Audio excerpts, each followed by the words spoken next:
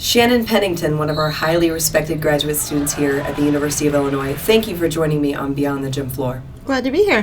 Shannon, 15 minutes probably isn't going to be enough for us, but we're going to do our best. So, first of all, tell our listeners about your journey to grad school and how you're balancing your life right now. So I'm not sure that I'm balancing my life right now, but the journey to grad school was after 20 years of teaching experience.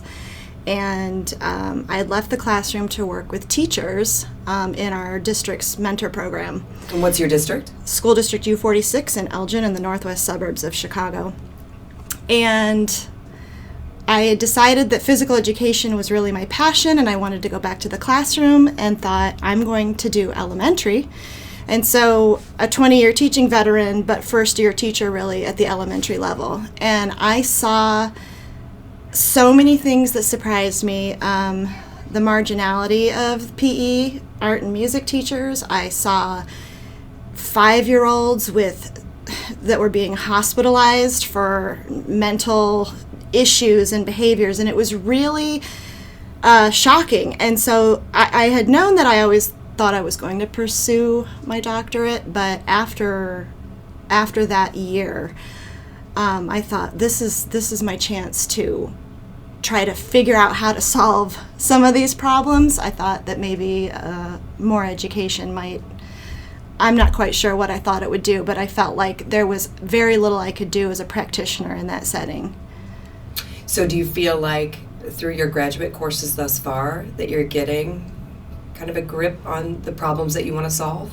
Yes. So when I think about my dissertation topic, which is trauma and how students who have experienced trauma impact the physical education classroom, understanding some of theory, like health behavior theory, is helping me understand what might be happening with kids, and then also understanding the profession from several different angles besides just my own personal experience, the role of higher ed and teacher preparation. There are so many different layers that I think can affect what's happening in the classroom and our need to sort of begin to shift what we're doing in the classroom because our kids need us to do something different.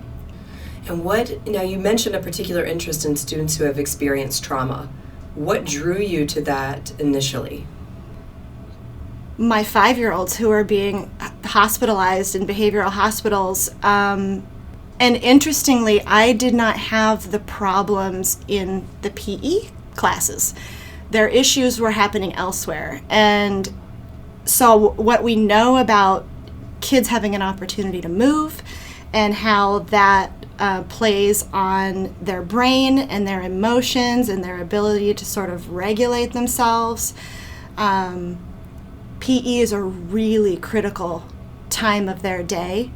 And in my school district, elementary PE was 1 day a week, and that was just not going to be enough. And so if we thought of PE as a regulation strategy for kids, then we might be able to affect policy. If we're not thinking that we, as administrators, thinking that they don't value physical education, well, do you value helping kids who have been emotionally traumatized to regulate themselves so that they can get to learning at school instead of being removed? I mean, we've had small children leave the school in the back of a squad car.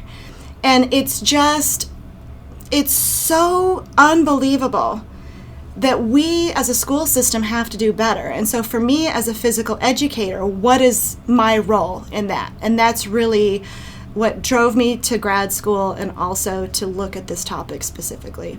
So are you going to design your study, and excuse my laryngitis here, based specifically on students at the elementary level, or are you looking more broadly? I'm looking more broadly because high school kids too, when I think back about my secondary experience, I look back now through a different lens, different situations that have happened with students that I'm like, oh, you know what? They probably had some stuff going on, and this doesn't have anything to do with me. And so high school students too, I feel like are at the end of their opportunity for school systems to serve them. Mm-hmm. And so that's where kind of theory is coming in too, because I'm thinking, well, what about self-determination theory? What if we give kids choices, especially those kids who are sort of on the fringe and feel like school isn't for them because we've told them their whole lives, you must do X, Y, Z, and they haven't really had a lot of latitude to figure out who they are and what they want to do. And so I'm interested to see what we might be able to do in terms of programming for high school kids to see if that makes a difference. That's interesting. I think your work is going to be so important to our field, so I applaud you for that, and I'm fascinated to see what you find out. When you were growing up, did you have any physical educators who mattered to you? So that's an interesting question, because I did, but they were my track coaches. And so, looking at how they would have influenced me, I entered the profession with a coaching orientation. Mm-hmm. As did I. Yeah, and I thought, well, I'll major in PE because I want to be a track coach. And so, I learned quickly that that's not exactly what PE is supposed to be. And so they were influential, but when I think about my physical education experience with them as my teachers, that had, I think, zero impact on my entering the profession. It was just their disposition and how they connected with you as coaches that appealed to you. Yeah, so from middle school all the way through high school, they were all female, and they did a good job connecting with the students. And I went to a small school, and so I think that that's part of it. You try to connect with all the students, I think. And so they made it enjoyable to come to school and to be a part of that. But it was really about the track team. And I don't think it's necessarily wrong to enter the profession with a coaching orientation, because I feel like you come in with this vision of what you think you're going to do professionally, and a lot of times it shifts. I mean, I shifted, you shifted, and then you start to realize the importance that you can have in the classroom in addition to your time after school. Yeah, I agree. And so, yeah, so let me be clear. I still possessed a coaching orientation after I taught, because I did coach track and I did love coaching track. But it was the balance. The fact that I entered the profession not even realizing that coaching and teaching are not the same thing. They are connected and they are related, but they aren't the same. And so I still possess some coaching orientation, but understand that it's really important that there is that balance, and that when you're in the classroom, you're the teacher. You got it. What would you change about physical education if you could? I'm still sort of married to some of the traditions of what we think about traditional curriculum, but I think that the sport model has sort of been perverted and misrepresented in so many classrooms. I kind of cling to the ideal of what that should look like, but I also really love the idea of doing things that are completely outside the box, introducing students to things that they might encounter in real life, like just the way different fitness facilities will offer classes for certain things, and giving them sort of a wide variety of things that they can experience, and then also giving them choices, a lot of really good, varied choices, so that they can latch on to hopefully something that they like. But I'm not really sure what the resistance is to branching out from what we keep calling the sport model, and I don't know how to change that, but I would like to see us as a profession do something different, because it just doesn't appeal to so many kids. Agreed. What is the most important lesson your students have taught you? It's not about me. It's not about you. Mm-hmm. I'm not sure that I've fully learned that lesson, because it's so easy in a classroom to take behaviors personally, but the more I am learning about the root of those behaviors, the easier it is to understand that I am really just sort of a conduit or sort of a facilitator in their learning, and that when they have a bad day and take it out on me, it isn't me. I'm just that safe person who is in the way. Mm-hmm. That's a great way to phrase it. What advice would you share, or do you share, with the current cohort of Illinois undergrads who are thinking about a career in PE? What do I share with them? Yeah, just a piece of advice, Something that, a little nugget of wisdom that you wish you had had when you were 22. So one of the roles of a physical educator is to also be advocate for physical education. And unfortunately, that's a role that we have to take on that other teachers of other content areas don't. And I do feel like those people who want to go into physical education need to be prepared with advocacy strategies. Or else you're going to set yourself up to be really disappointed. I'm a teacher. Why am I not being respected? Well, you can just walk into the profession knowing that that's going to happen, and then hopefully having possessed some skills that'll help get you through that, and then also sort of elevate the way you're viewed in your school. Very good. A teaching highlight that comes to mind, and I know you probably have several, but is there a specific moment? I had a freshman class. I remember the first day of school, I had a couple of students, girls, who were just tiny, skinny. They were in the Math Science Academy, so they were high academic achieving. You have to apply to get into this academy. Just sort of the stereotype of who you think is probably not going to enjoy PE.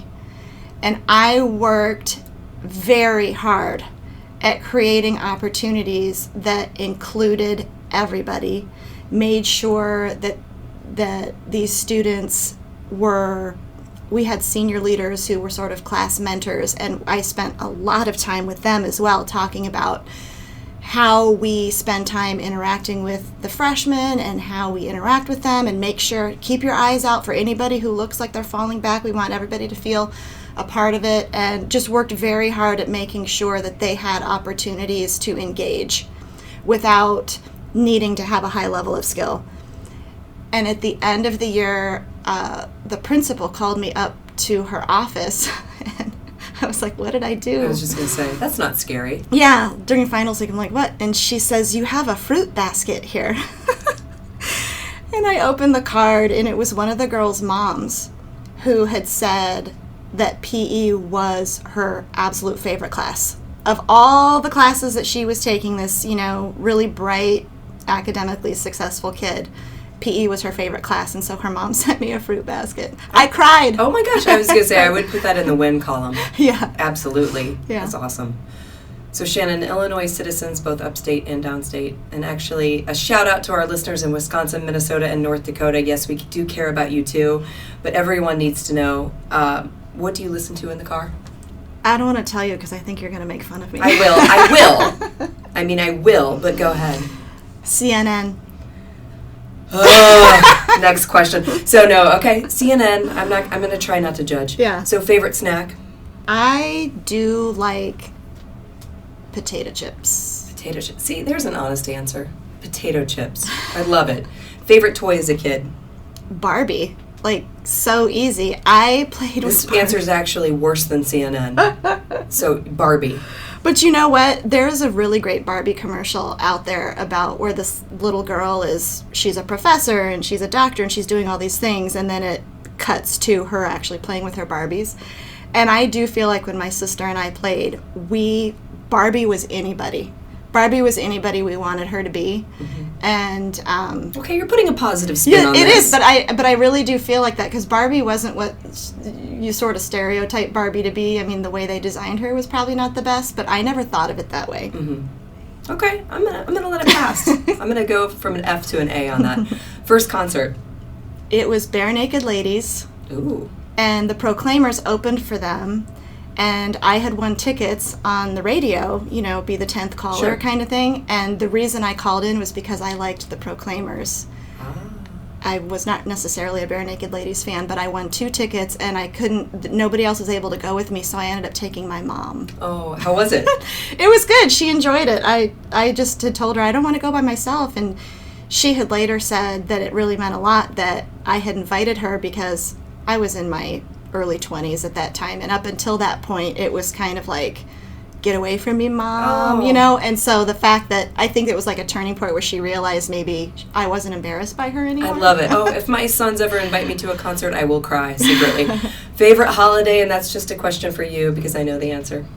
Favorite holiday. Okay, so Halloween. Yes, because you and your family, you are obsessed. We do family-themed costumes every year, and it's cool because my son is now a freshman in high school, and we started when he was 3 maybe, and my kids are both still very willing participants. And they love the gift cards. We usually win contests and we win prizes, and they... What was your favorite year, your favorite group costume?